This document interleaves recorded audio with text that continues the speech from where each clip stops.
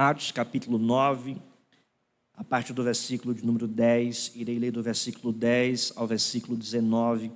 Assim diz a palavra do Senhor. Ora, havia em Damasco um discípulo chamado Ananias.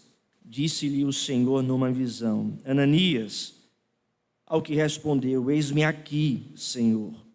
Então o Senhor lhe ordenou: Dispõe-te e vai à rua que se chama Direita, e na casa de Judas procura por Saulo, apelidado de Tarso, pois ele está orando. E viu entrar um homem chamado Ananias e impôs-lhes as mãos para que recuperasse a vista. Ananias, porém, respondeu: Senhor, de muitos tenho ouvido a respeito desse homem, quantos males tem feito aos teus santos em Jerusalém. E para aqui trouxe autorização dos principais sacerdotes para prender a todos os que invocam o teu nome. Mas o Senhor lhe disse, versículo 15, vai, porque este é para mim um instrumento escolhido para levar o meu nome perante os gentios e reis, bem como perante os filhos de Israel. Pois eu lhe mostrarei quanto lhe importa sofrer pelo meu nome.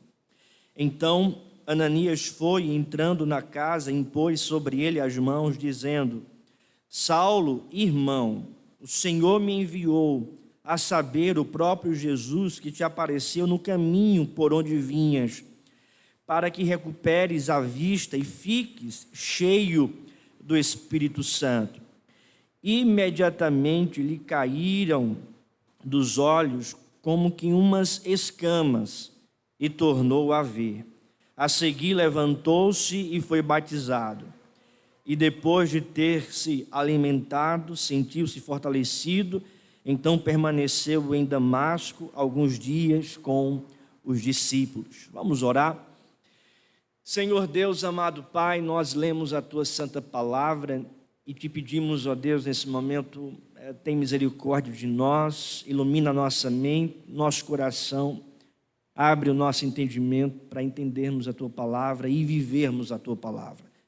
Que a Tua palavra, Senhor Deus, venha até nós com o poder do Teu Espírito Santo, consolando, renovando a nossa vida, nos instruindo, ó Deus, nos modelando em Tua palavra para vivermos para a glória do Teu nome. Nós pedimos isso em nome do Senhor Jesus. Amém. Eu gostaria de fazer 3 perguntas para você. Você é um cristão verdadeiro? Você é um cristão genuíno? Segunda pergunta: o que Deus diz sobre você? Não o que o mundo diz sobre você, mas o que é que Deus diz sobre você? O que é que o Senhor fala sobre você? Deus se agrada da sua vida cristã? Terceira pergunta: quais são as evidências que de fato você é discípulo de Cristo? Quais são as evidências que comprovam a veracidade da sua fé, da sua vida cristã e da sua caminhada com Cristo? Nós estamos aqui, irmãos, diante de um texto que Lucas registra acerca dessas evidências, acerca daquilo que Deus está dizendo da vida do apóstolo Paulo e acerca da genuína vida cristã.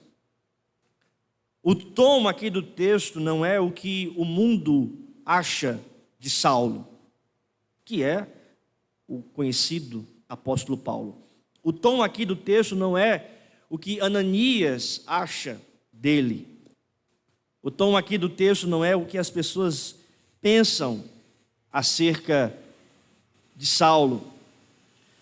Mas o tom do texto, o tom do evangelista Lucas, escrevendo aqui essa narrativa, apresenta o que é que Deus acha de Saulo, quem de fato é Saulo diante de Deus e qual é a vida cristã de Saulo.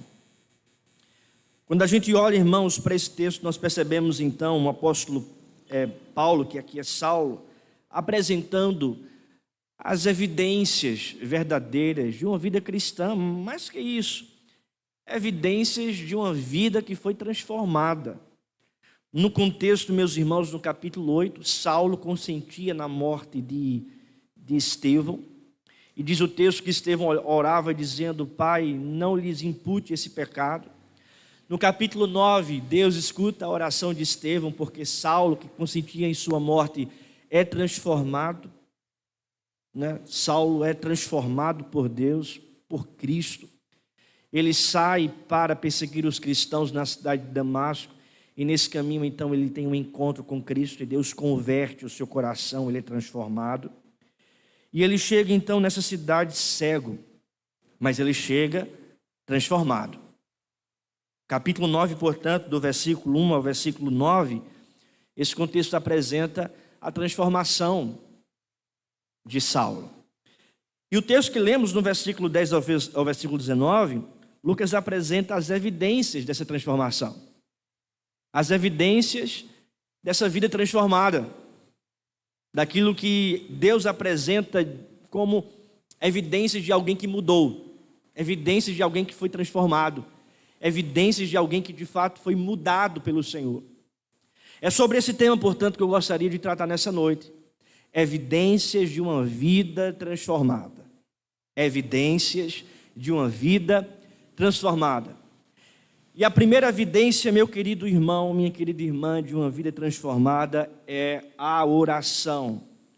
Vejo, por exemplo, o que diz o texto, versículo de número 10. Ora, havia em Damasco um discípulo chamado Ananias. Disse-lhe o Senhor numa visão: Ananias, ao que respondeu: eis-me aqui, Senhor. Versículo 11. Então o Senhor lhe ordenou: dispõe-te e vai à rua que se chama à direita, e na casa de Judas procura por Saulo, apelidado Tarso, pois ele está orando. Ele está orando. Veja, Saulo, que ia para Damasco para perseguir os cristãos, agora está em Damasco orando ao Senhor, orando ao Deus dos cristãos, ao Deus dos discípulos de Cristo. Saulo, que tinha uma vida totalmente longe de Deus, longe da presença de Deus, um homem que era considerado um animal feroz, um homem que era considerado um torturador truculento, um homem que era considerado um assassino perigoso, um homem que de fato era perseguidor da igreja de Cristo. E diz no versículo 1 que Saulo respirava as ameaças contra os cristãos, e ele ia para Damasco, para essa cidade, para perseguir os cristãos, para torturar os cristãos, para prender os cristãos e levar os cristãos presos para Jerusalém.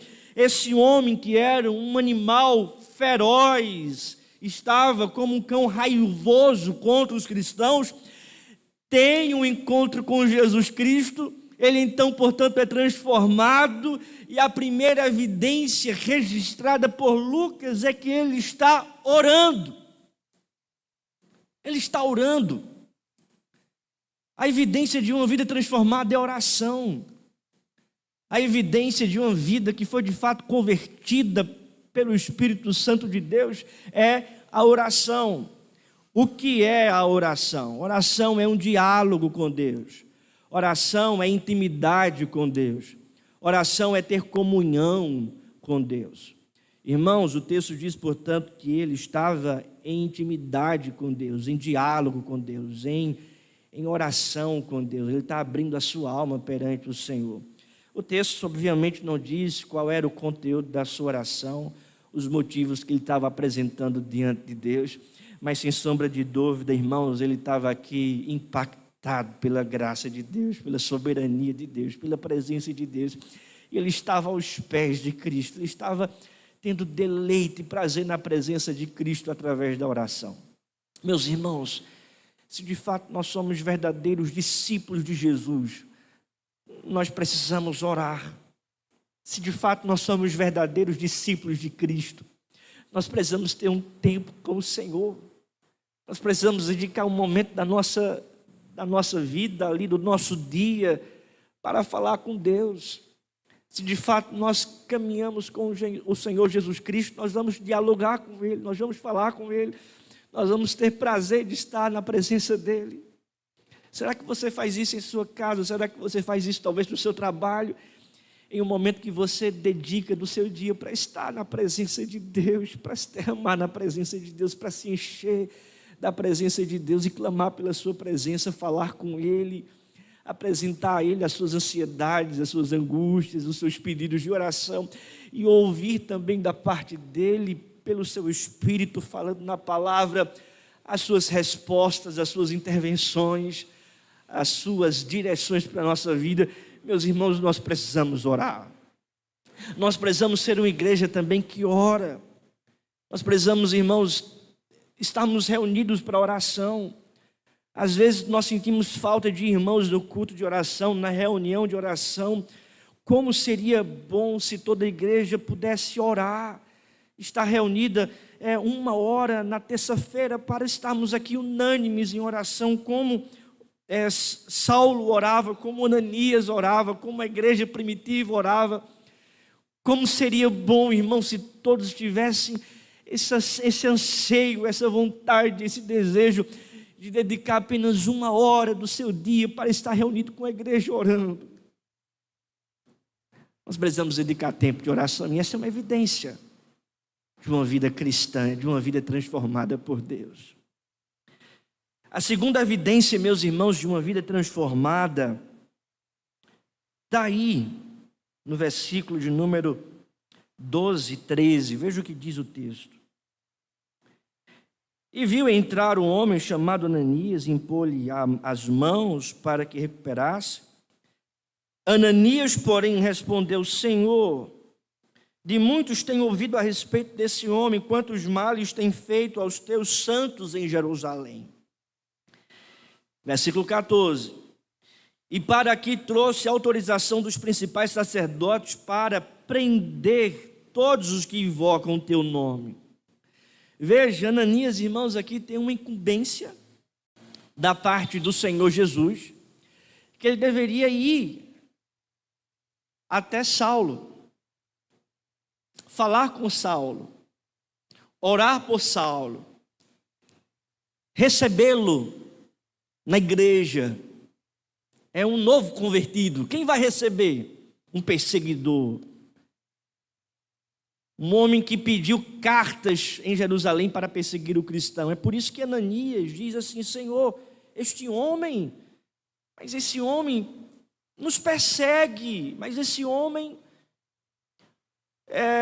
respira ameaças contra nós, esse homem quer nos matar, esse homem, Senhor.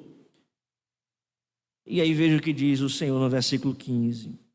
Mas o Senhor lhe disse: vai, porque este é para mim um instrumento escolhido para levar o meu nome perante os gentios e reis, bem como perante os filhos de Israel. Ou seja, o Senhor Jesus aqui está apresentando que Deus tem uma direção, uma vocação, um propósito para a vida de Saulo. E aqui é a segunda evidência de uma vida transformada. Uma vida transformada é também evidenciada pela vocação dada pelo Senhor. Primeira evidência é a vida de oração. E a segunda evidência é a vocação dada pelo Senhor. Aqui, irmãos, eu não estou tratando de uma vocação de conversão, mas eu estou tratando aqui de uma vocação voltada para o serviço. Porque o Senhor está dizendo para Ananias: Ananias, é esse mesmo Ananias. Vai até ele, porque eu tenho um propósito na vida dele. Ele vai pregar o evangelho entre os gentios, entre príncipes e reis, entre as autoridades, entre os filhos também de Israel. Eu vou levantar este homem para ser o arauto da minha palavra, para ser o embaixador da minha palavra, para ser um pregador do evangelho entre os gentios.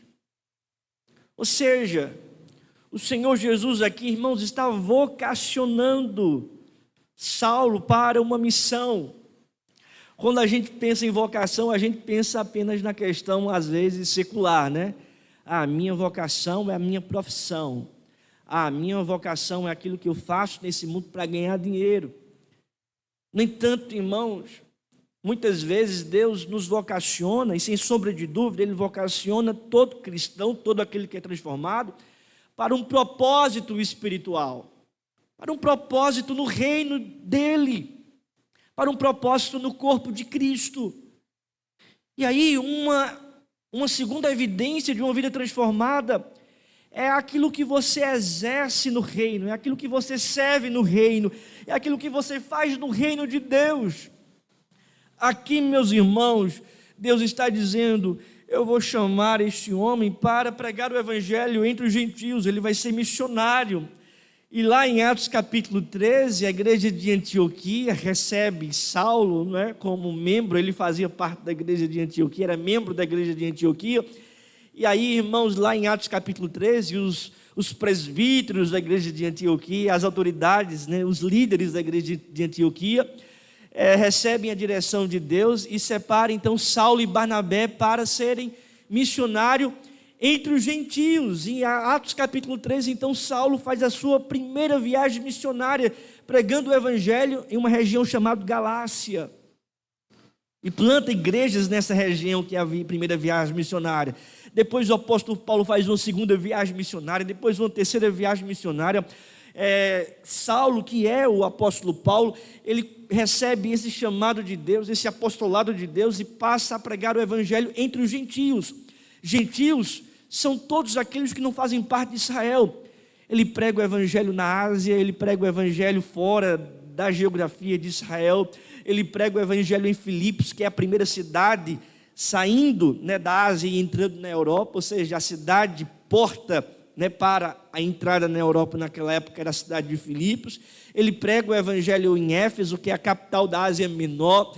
Ele prega o evangelho em Atenas, que é capital da cultura helênica. Ele prega o evangelho em Roma. Alguns estudiosos dizem que ele chega até a Espanha. Ou seja, ele está pregando o evangelho entre os gentios. Ele tem um serviço, ele tem um ministério, ele tem uma vocação, e isso, irmãos, é uma evidência de uma vida transformada. Se você de fato foi transformado por Cristo, você de algum modo vai servi-lo no reino. Se você de fato tem Cristo, você de algum modo vai servir na igreja.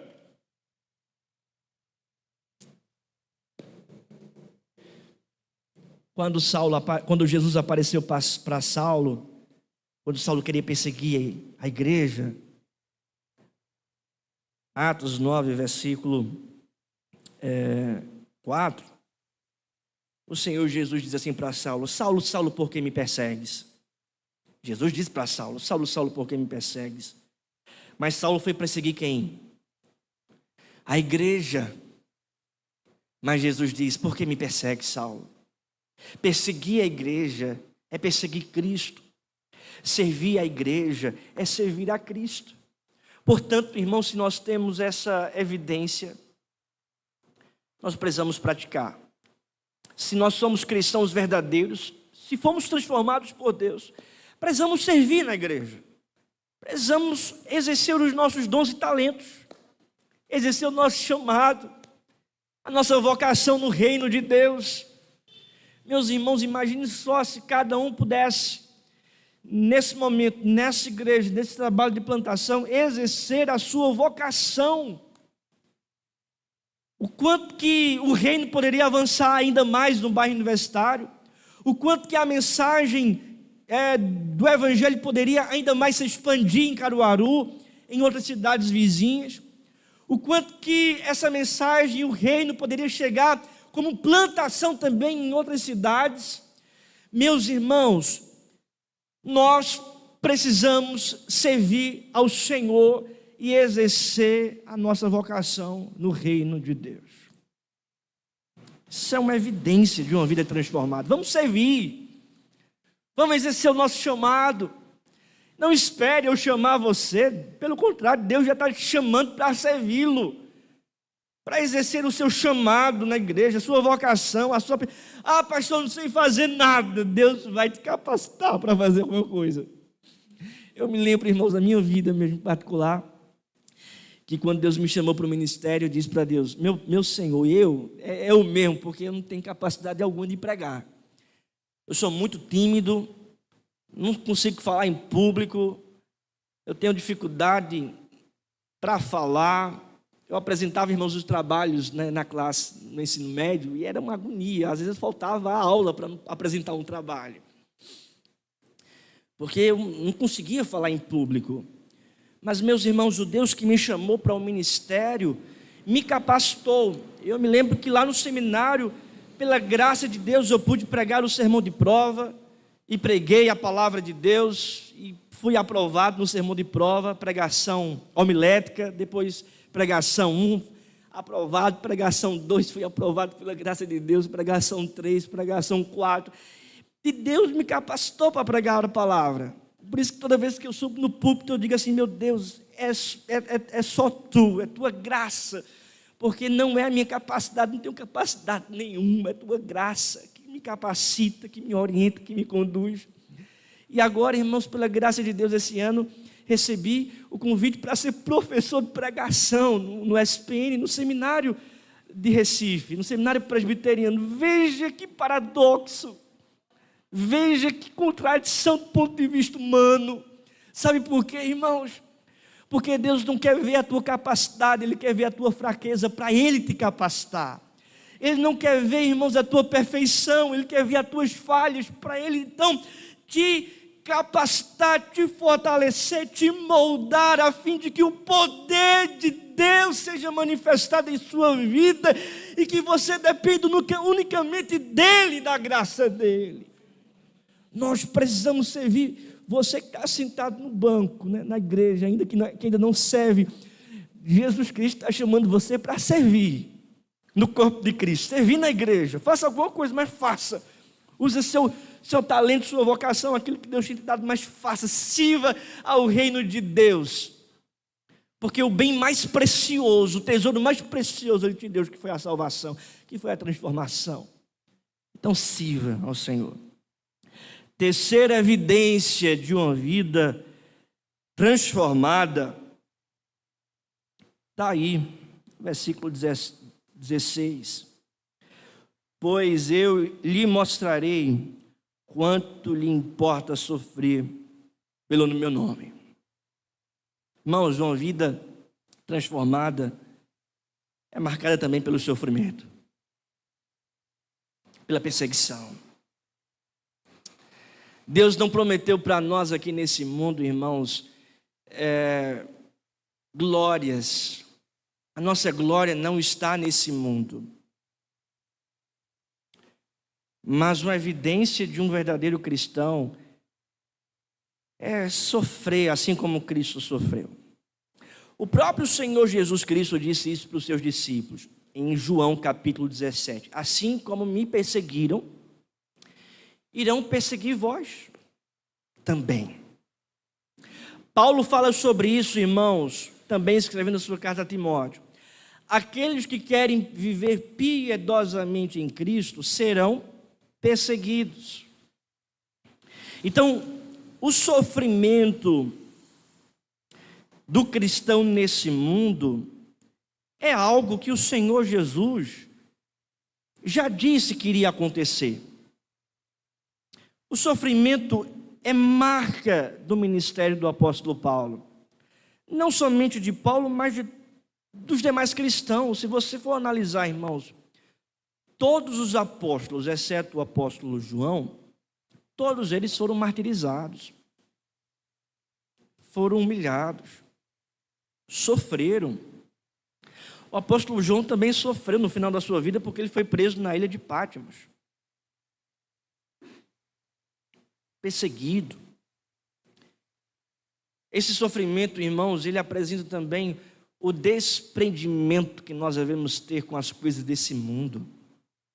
Deus não nos chamou primariamente para ganhar dinheiro, ser bem-sucedido, receber das glórias desse mundo. Mas Deus nos chamou para exercer o nosso serviço no reino, a nossa missão no reino. E buscando esse serviço, buscando exercer esse ministério que temos, a nossa função no corpo de Cristo, Isso vai exigir de nós renúncias. Isso vai exigir de nós o negar a si mesmo. Isso vai exigir de nós também certos sofrimentos.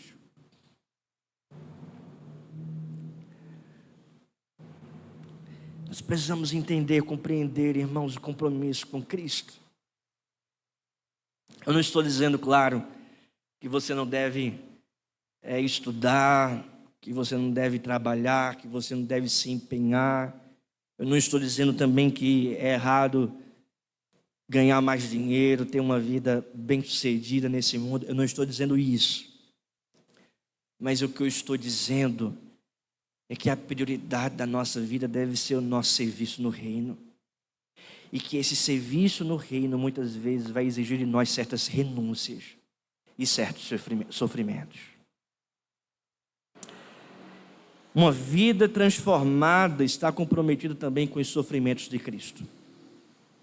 Se sofremos com Ele também viveremos. Se morremos com Ele também ressuscitaremos. E como disse, irmãos, um grande teólogo da idade medieval, é morrendo que se vive para a vida eterna. A quarta marca também, irmãos, de uma vida transformada é a presença do Espírito Santo. Veja o que diz o texto, versículo de número 17. Vamos ler juntos agora em uma só voz? Então Ananias foi e, entrando na casa, impôs sobre ele as mãos, dizendo: Saulo, irmão, o Senhor me enviou, a saber, o próprio Jesus que te apareceu no caminho por onde vinhas, para que recuperes a vista e fiques cheios do Espírito Santo. Ou seja, ele ficou cheio do Espírito Santo. A vida transformada por Cristo é a vida cheia do Espírito Santo, cheia da presença de Deus. Para que seja cheios, para que seja cheio do Espírito Santo, da presença de Deus. Nós precisamos, irmãos, também, como discípulos do Senhor Jesus, procurar se encher da presença de Deus, procurar se encher do Espírito Santo. Como é que a gente se enche do Espírito Santo, irmãos? Orando, louvando, vindo para os cultos, na reunião da igreja, para buscar a presença de Deus, para cantar louvores ao Senhor, para recebermos da palavra dEle, para participarmos dos sacramentos, da comunhão, do partir do pão e do vinho, que são meios de graças que o Senhor então transmite cada dia mais da sua presença, da sua graça, das suas verdades preciosas em nossa vida. Nós precisamos nos encher da presença de Deus. Às vezes a gente se enche de tantas outras coisas, né? Às vezes nós nos enchemos das coisas deste mundo, dos negócios desta vida.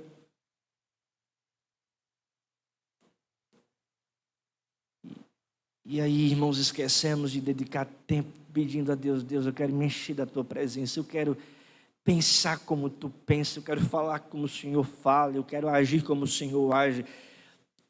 Que o Espírito do Senhor habite em minha vida e me encha completamente, para que eu não ande segundo a carne, mas ande segundo o Teu Espírito.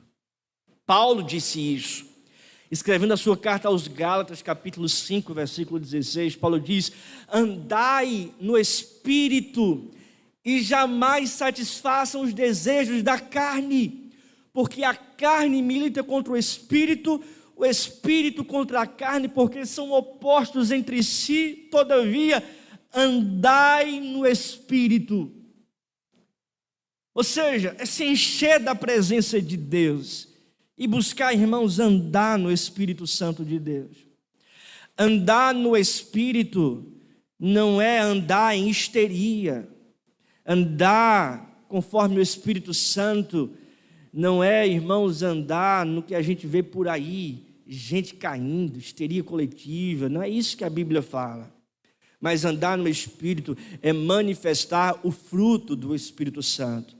É andar com amor, é andar com paciência, é andar com domínio próprio, é andar, irmãos, de acordo com a vontade de Deus, amando o próximo como a si mesmo, tendo bom testemunho, sendo honesto e íntegro.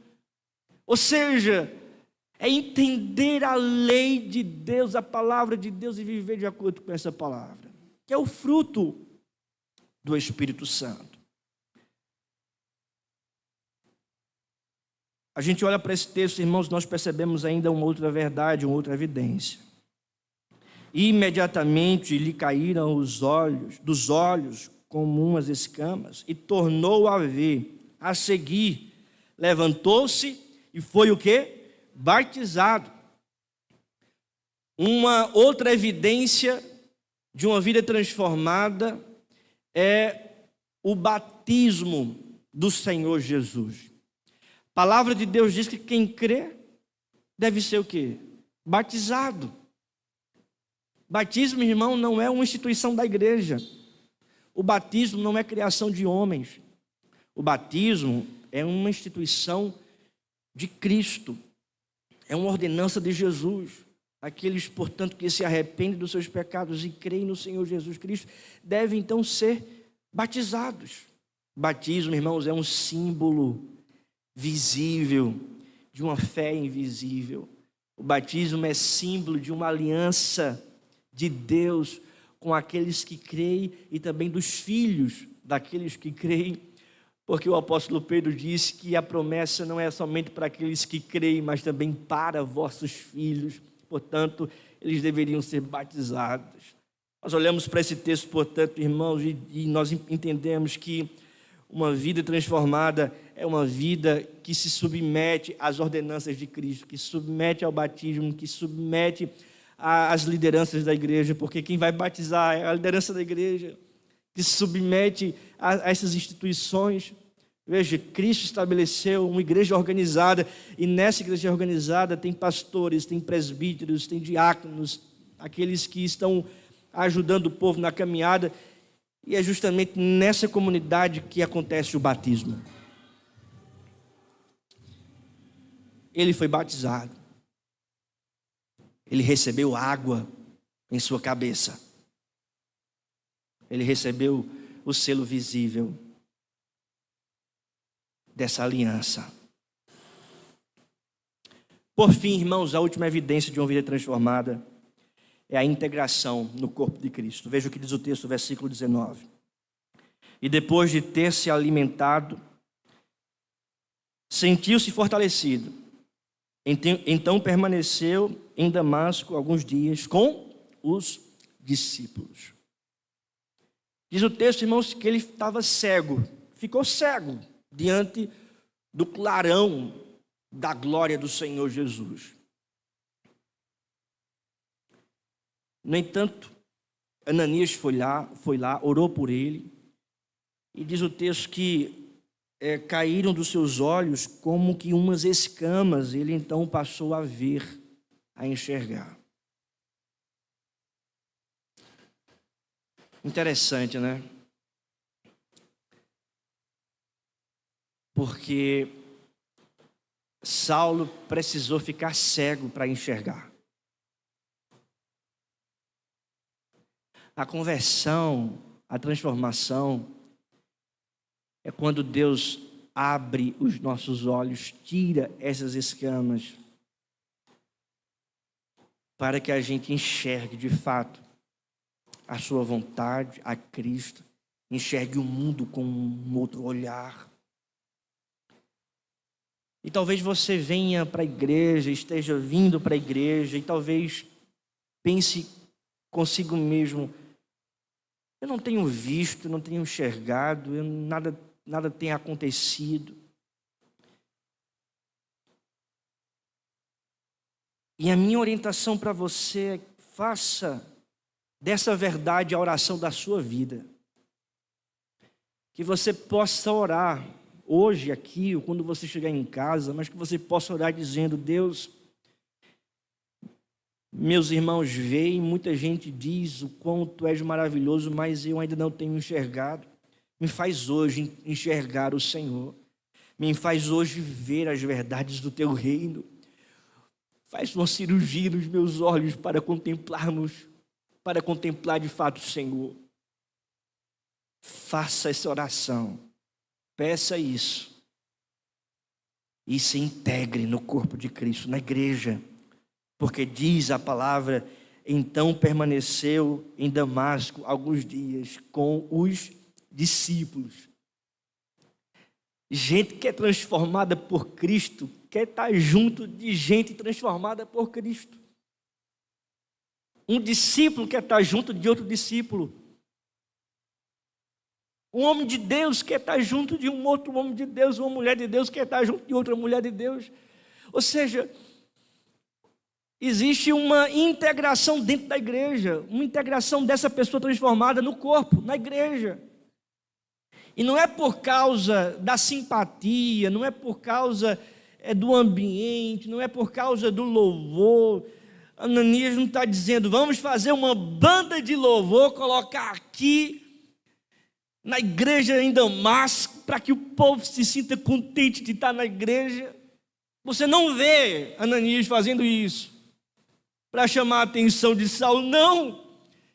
Diz o texto, irmãos, que Saulo apenas por causa da sua vida transformada, por causa de Cristo, está dentro da igreja, está com os discípulos, junto com os discípulos do Senhor Jesus, orando, buscando, lendo a palavra, se reunindo, não por causa de aspectos externos visíveis daquela igreja em Damasco, mas sobretudo por causa da presença de Cristo. Irmãos, tem algo muito glorioso que nos une, que é a presença de Cristo. Nós somos uma família. E é tão maravilhoso como a gente olha para as histórias de várias pessoas aqui na IPBU e como Deus trouxe essas pessoas para cá. É como se fosse uma teia, que tudo se encaixa, e que cada história se encaixa com outra, e de cada história é tão linda, que a gente conversa com um, conversa com o outro, e cada história se conecta com outra, e cada história é maravilhosa, bela, e a gente começa a conversar de como Deus, Cristo, ouviu as orações, interviu, colocou essa igreja aqui para abençoar a vida de tanta gente, e como Cristo tem sido o ponto de contato que reúne a vida de tanta gente aqui na IPBU. Nós somos uma família. Nós temos algo em comum, porque a gente conversa sobre o reino, a gente conversa sobre como a gente deve viver nesse mundo, a gente conversa sobre a luta contra o pecado, a gente conversa sobre como nós devemos dar testemunho do Evangelho, a gente conversa sobre o reino. Isso é a coisa mais importante da nossa vida. Diz o texto, irmãos, que ele permaneceu em Damasco alguns dias com os discípulos. Ele permaneceu com os discípulos, isto é, permaneceu com o povo de Deus. Veja, se você não gosta de estar com o povo de Deus, se você não gosta de estar na igreja, se você não gosta de andar com o povo de Deus, é bem provável que você não esteja no céu. E é bem provável que você não goste do céu. Porque a antessala do céu é a igreja. A igreja é a preparação dos discípulos de Cristo um dia estarem na glória eterna de Deus com os discípulos. Imagine só, você que não gosta da igreja, passar a eternidade na igreja triunfante. Então, se você não gosta da igreja, não vai gostar do céu. Então, se existe alguma dificuldade no seu coração sobre isso, alguma angústia no seu coração sobre isso, peça a Deus para Deus transformar, para Deus mudar, para que você tenha prazer de estar na igreja, para que você tenha prazer de ouvir uma notícia da reunião de oração, vamos orar. Ou a notícia do culto de doutrina, vamos aprender. A notícia do culto domingo, mal posso esperar a reunião de domingo para estarmos juntos aprendendo a palavra de Deus.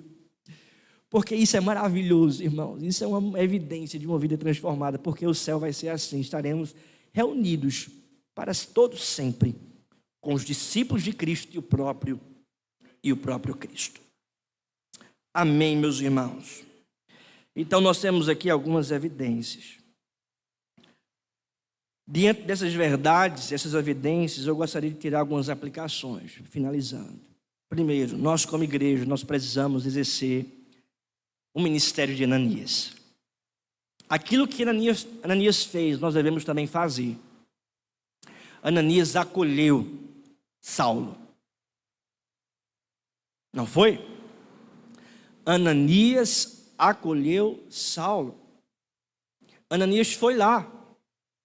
Foi visitar Saulo. Foi na rua. Foi na casa. Foi orar por ele. Nós, como igreja, precisamos fazer o mesmo. Nós precisamos acolher os novos irmãos que chegam aqui na IPBU. Nós precisamos ir até eles, até a casa deles, pegar o telefone, ligar, visitar, mandar uma mensagem de WhatsApp, saber como está, se importar, sentir a falta quando não está, ligar no outro dia. Nós precisamos exercer o ministério de Ananias, de acolher, de integrar, de direcionar, de caminhar junto. Isso não é responsabilidade apenas do pastor, mas isso é responsabilidade nossa, minha, sua. Meus irmãos, a nossa filosofia aqui na IPBU é uma igreja acolhedora. Nós precisamos ser uma igreja acolhedora. Nós precisamos receber bem as pessoas aqui, como também nós precisamos acolher bem as pessoas, porque essa é a orientação bíblica. Andar com elas, visitar, orar, caminhar junto, discipular uns aos outros, aconselhar uns aos outros. Eu não sei você, mas é tão ruim quando uma pessoa entra na igreja e ninguém fala e vai embora. Eu mesmo já vivi isso, né? É tão ruim quando a gente entra em um lugar e ninguém fala com a gente. É tão ruim quando a gente percebe a indiferença das pessoas. No entanto, irmãos, nós precisamos não ter essa marca. Pelo contrário, precisamos ter a marca do acolhimento, da simpatia, do amor.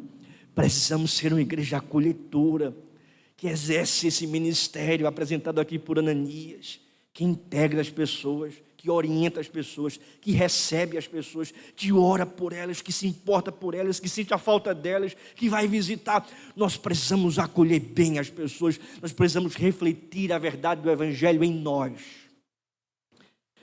Nós precisamos também, irmãos, uma segunda aplicação, romper com todo preconceito para exercer a vontade de Deus na comunidade cristã. Porque veja o preconceito que Ananias tinha. E de fato, era um preconceito bem fundamentado no histórico de Saulo.